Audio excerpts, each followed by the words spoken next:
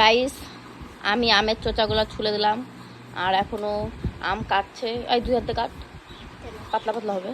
আর ওইদিকে আছে বেসন, এই বেসন কাসন্দি, আর আছে হচ্ছে বিট লবণ, চিনি, কাঁচা লঙ্কা আর এমনি লবণ। তো কে কে কী দিয়ে আম মাখা খাওয়া সেটা অবশ্যই কমেন্ট করো। আর কিছুক্ষণ আগে আমি আম পাড়ার একটা ভিডিও পোস্ট করেছিলাম, তো সেখানে একজন কমেন্ট করেছে এখন আর কোথায় পাবো, তো তোমাকে বলছি তুমি চলে আসো আমাদের বাড়িতে। ঠিক আছে, আমাদের রাস্তার পাশের আম গাছটা এখনও অনেক আম আছে। আর একজন লিখেছে যে তোমাদের গ্রামের বাড়িতে এখনও আম পাওয়া যায় না, কিন্তু মানে শেষ হয়ে গেছে। তবুও মানে কিছু কিছু গাছে দু একটা করে উপরের দিকে আছে। তো সেখানে আমরা কোঠা দিয়ে পেরেছি, ওই যে কোঠাটা দেখতে পাচ্ছ, ওইটা ওই লম্বা বাঁশটা দিয়ে পেরেছি। এই হচ্ছে ব্যাপার। তো ঠিক আছে, মাখা হওয়ার পরে কথা হচ্ছে, টাটা। এটা হচ্ছে পার্ট 2।